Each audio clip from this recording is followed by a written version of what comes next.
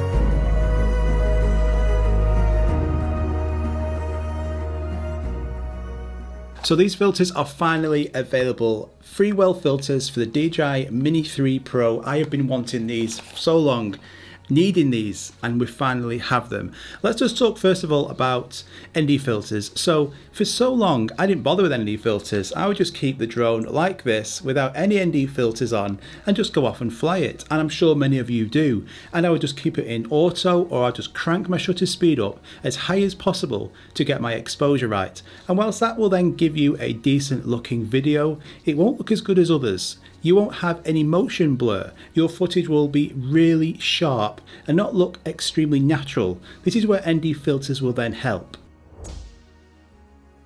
Now, to get the most realistic looking video, you want to have some motion blur, and this is only achievable with ND filters like this. So what an ND filter does is allows you to lower your shutter speed. The lower the shutter speed, the better and the more motion blur you're going to get.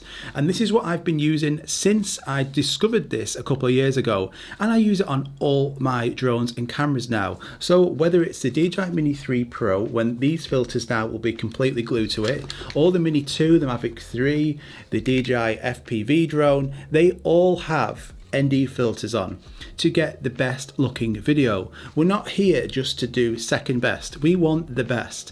Now, I know it's a learning curve. I know understanding about shutter speeds and ISOs, it's not going to be something you're going to pick up overnight, but stick with it and you will get better looking video, and hopefully some tips in this video will help you understand. So what is shutter speed and what should you try and aim for?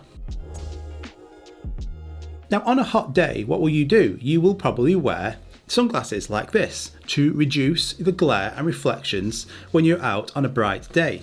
So why wouldn't you do that with a camera, with the lens? You would do exactly the same. And think of it of ND filters are sunglasses for your drone in the most simplest way. So what an ND filter does, especially the polarizing filters, is a polarizing filter will help to eliminate or reduce glares and reflections off surfaces. So this could be water, it could be like a glass building on different buildings in a city, it could be anything where there's a reflective surface, and this helps a lot in reducing those glares. So if you're going to be filming over water, over the sea, like I was in Mallorca, you'll see from that video there's quite a lot of glare from the sea. If I had these polarizing filters on, that would be heavily reduced. Unfortunately, I didn't, because they weren't out yet. But if you're going to be filming over water, or you're going to be in, say, mountains, landscapes where there's lots of glare, polarizing filters are awesome and will make your footage so much better. Now, why ND filters are essential for this drone, probably more than any other drone, is that this has an aperture of 1.7, which is fantastic for low lights for this drone. We've seen the low light capabilities are excellent because of its high aperture of a 1.7. It lets a lot of light in, which also can be a downside. You see, on the DJI Mavic 3, we had a f2.8, but it was variable. So what you can do is, if say your shutter speed is really really high, you can adjust your aperture to say, rather than it being a 2.8, a 5.6 or 6. You can, like increase that. On here, you can't. It's a fixed 1.7. On the Mini 2, it was a fixed 2.8. You might find you might have to use a stronger strength on this drone, comparable to older drones you may have used ND filters on. So straight away, I think this Bright Day 6-pack is going to be fantastic. It's going to cover you from an ND4 up to an ND64. So an ND4, 8, 16, 32 and 64. And there is also a CPL filter. So what the CPL filter does, this also reduces the glare, but it also boosts that saturation. So if you're going to, again, be in somewhere where it's really nice looking water, so say it's like teal water, and you want that saturation to be boosted even more whilst reducing the glare as well on reflections, that CPL filter is going to be the one. Now what's great about these filters is that because they are polarized and because they work on the DJI Mini 3 Pro, they work in both landscape and vertical modes, and then you can change the polarization by, on here there's a little wheel, and then you can just twist this wheel here to adjust the polarization. And what Freewell have also done, they've put a little dot on here so you can get it perfectly lined up. So if you're going to be filming in vertical, there's a little V on the front there. I don't know if you can make that out. And then for horizontal, there's a little H. And then if you line that up to, say, the H, you will get the best optimal polarization for these filters by just doing that. So these, I would say for me personally, are my favorite. They also do this, and this is the all-day 6-pack. So this covers you ND4, 8, 16, 32, 64, and an ND1000. So the ND1000 is perfect for hyperlapses, for getting lots of motion blur in your video. So if you're going to be doing hyperlapse without ND filters, again, think of before, your shutter speed is going to be really high.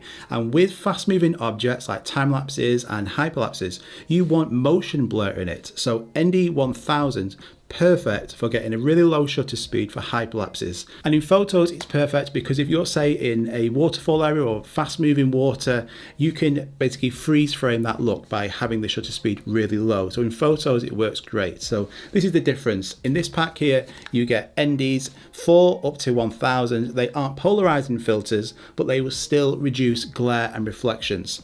Now you can use both of these and just stick your drone into auto and not even in pro. I don't fully advise that. You're not going to get the best results. But if you're not fully understanding of shutter speeds and ISOs, then it's going to be better than without using any. So you could just stick this onto the front of your drone and then put it into auto, and away you go. And because you've got this ND filter on, the drone will automatically have to bump that shutter speed really high because it knows you've got an ND filter on. It can just have a lower shutter speed. So it wins either way. So what should your shutter speed actually be? Well, the industry standard is the 180-degree rule. It says if you follow that, you're going to get the best looking motion blur. So if your frame rate is 4K 30, your shutter speed needs to be double that, so 1/60. If you're 4K 24, 25, double it, 1/50. And for slow-mo, you want to double it again. So if you're in, say, 4K 60, 1/120. Just double whatever your frame rate is. Get it?